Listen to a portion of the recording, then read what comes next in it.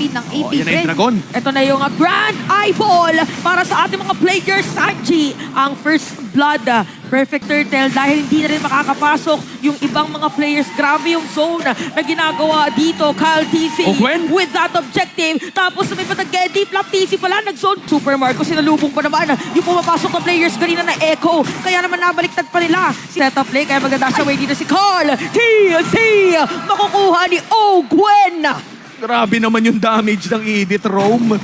Tapos kinuha pa niya yung farm. Nakakagulat yun Sleeper hits talaga to, men. Para sa akin, Edith easy. Nagamit din yung flicker ni Sanford by the way kaya pwedeng pumasok dito mga players ng AP Bren. Tapos na rin yung turtle para sa ating laban. So nagkakagamitan lang ng mga successfully makakapag-connect dito sa may turtle. Tapos si Sanford pa nga ang kanyang target. Pero napagandang pagpasok naman dito sa side ng Echo. May bawi ba sila? Si Sanford na ang target nila. Tapos si JP rin. Sana lang. Hindi na lumayo. Habang patay na dito. San Putok pala, chicharong mabala. Oo, gustong-gusto to ni Flap TZ, yung mga ganitong skirmishes and Angie at ma-take down siya even as the soul kill na makukuha nila at that fight. Ito rin nagkakagulo dito sa may top lane. Nagamit na nga yung mga combo routine para mapatay dito si JP. At aalis nga yung mga players ng Echo. Tuloy-tuloy lang. Penny? Mutika na si Super Marco no moment na yon. Habang si Tonas welcome, ginamit pa yung flicker. Masesecure ba ang kill kay Gwen? Buhay pa rin. Wow! Si Gwen ng moment na yon. Kaya mababaliktad yata. Hindi paparating na rin si Kyle TZ. Pero grabing mga agimat ang kumakana dito. Yung JP, magtatawag naman ng tropa si JP. Hindi na, ito kararating lang ni Carl TZ. Pero mapapadaan lang. Meron palang petrify dito si Flap TZ. Pero more on pokes lang muna. Dahil successfully naman, nakuha nila yung turtle kanina. Hindi. So ngayon, they take shift sa bottom lane. Flap TZ ay mapatay dito ni Benny Cutie at hindi Hindi na naman ang mas kampanting aangat at aabante dito sa turtle or Lord fight. JP ata ang kanilang uunahin, pero Kyle TZ, medyo malaki na ang kanyang tinatangkay at kinain na rin siya. Oo, ginamit pa yung flicker doon. Sapat ba ang sustain ni Kyle TC? Successfully makakatakas pa rin pero wala siyang buhay noong moment na yon. So, grabe yung ginagawa, no? Parang hindi rin pinilit ng Echo na kumuha ng kill. Walang nervyos kay View eh. Nintay niya talaga kung mamamatay ba o hindi. Parang pagka normal kang tao, tuloy na. At ito na nga, sino makakakuha niyan? It's gonna be Kyle TC. Tapos may iba na likod, si Super Marco ay sumasayaw-sayaw. Kumikenteng-kenteng pa nga para mapatay si JP. Habang si Sanford dito ay maiiwan. Sanji pwede rin ang habulin. Patay din dito sa kamay na AP Bren. Team fight na pwede sa or na kayang bawian ng Echo given na napakarami ng kinakailangang sagutin. The zone control and sustain na meron ang lineup na to mula sa AP Bren. Ito yung pag nakita mong umulti na lahat, mas okay pa atang umalis na lang. Nandun yung disiplina ng ating mga players actually. Kung papanoorin mo nga yung buong game, parang as much as possible, ayaw nila ng team fight eh. Pag maganda lang yung pwesto, tsaka lang talaga sila nag-go-go para dito sa ating 12-minute game. Ay, grabe. 12 minutes pa lang pala. Oo nga, akala ko nga kanina pa nagsasalpukan ng dalawang teams na to.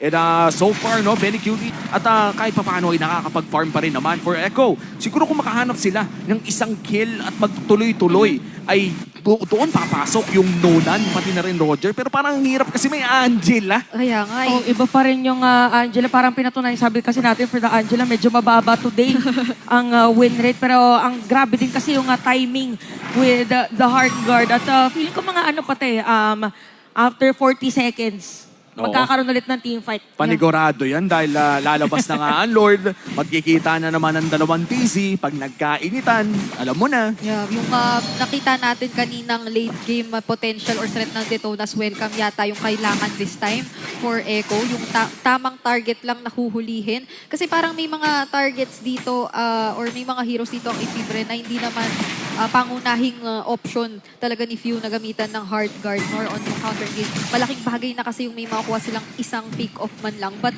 yung pagkuha ng isang pick-off man lang kasi na yun, ang laki talagang problema sa taas ng sustain at kunat na meron ang AP Bren. At magsasayawan na muli. Si Sanford naman ang haharap para sa side ng Echo. JP anytime pwede magpadala ng portal pero ang Mga players, pero makakapasok ba? Cartesi na doon, magdadash! At yun na nga, nakagaw pa nga dito ni Cartesi. Pero Super Marco, pre-hit lang din naman. Habang si Ogwen nandun na rin. And look at Platisi, meron pang Petrify para makuha si JP. dalawa na lang ang natitinong buhay para sa side ng Echo. And AP Bren, pwede na lang Parang another satisfied client doon sa may middle lane. Pero aalis muna siya. Habang si Sanji hindi na nga yata talaga makakadepensa. Pero dahil ito na nga. Dahil dyan, doon nag-park yung planggana. At ginamit pa nga yung flicker para medyo mapalalim dito si Ogwen. Ayun, oh. Pero nga lang sa may Badageti, si Very Cutie pala. Nararamdaman na natin yung bagyo dito ng Echo. Merong dragon dun sa may bandalikod. Habang si Ogwen hinahabol na tatlong players. Very Cutie nag-full-form na ulit. Mawala yung immortality dito si Ogwen. Oh, wow! And Kyle TC ngayon mukhang kailangan ng tumakas yung pagdami. Dito sa may middle lane, pero nadikitan dito si Sanji, mapipigilan ni JP. Pero yun nga lang, nakasakay na kay Super Marco. JP ang magiging target nila. Pero yun nga lang, dediretso pa rin dito yung Dragon para umuwi naman. And this time around, Echo, knowing full well na namang sila sa waves ay mukhang magpapakita na si Carl TC sa baba. Oo, nakaabang din na dito yung chip if ever na mag-teleport just in case. Pero itutuloy pa nga dito ng AP Bren yung Lord. At successfully makukuha ni Kyle TC. Pero magkakasalubungan. Doon sa may bandang likod pala nang galing yung chip. At isama pa si Carl TC. Ogwen? Magkakamali nga lang napasok doon. Benny Cutie! Nandito na! Naaamoy na natin na dito yung Sanji! damage. Pero mapipitingan nga lang din. Nagkakapalitan dito mga gold laners for both teams. Sanji for Oak. Nadepensahan nga ba? Kasi wait lang, nandito pala sila. Oh no! Pero mapapaliko dito yung minion na pigilan ni Few. Pero may parating na naman para dito sa side ng Echo. Inaantayan, pinipigilan ni Flat PC. Hinahabol nila mga players ngayon ng Echo. Tapos yung Sa bot na may open din na lane. okay, nakita na natin na ginamit dito ni Super Marco yung kanyang Zaman Force. Merong vision from the Dragon na nandito yung mga players ng AP Bren. Reset na naman. Sa best of 5 naman, if tandaan. ever sa playoffs. That's true. At tandaan natin, no, kung parehas naman pasok sa top 2 tong dalawa, ay playoffs na talaga silang magkikita. Imposibleng hindi. AP Bren and Echo so far showing us kung bakit nga ba sila world-class teams, kung bakit nga ba sila naging world champions as we hold on to this Lord Dance. Ito na yun eh. World Championship Lord Dance, patagalan chumacha. Oo, tsaka pagalingan, mag-clear na minion wave din. Pagalingan actually mag-handle ng emotions. Yung mga ganito kasi medyo nagigigil ka na, yung Oo. comms mo palakas na ng palakas, kasi lahat sumisigaw na. So, kahit yung mga nanonood, if ever na nagka-teamfight, sumisigaw din yan.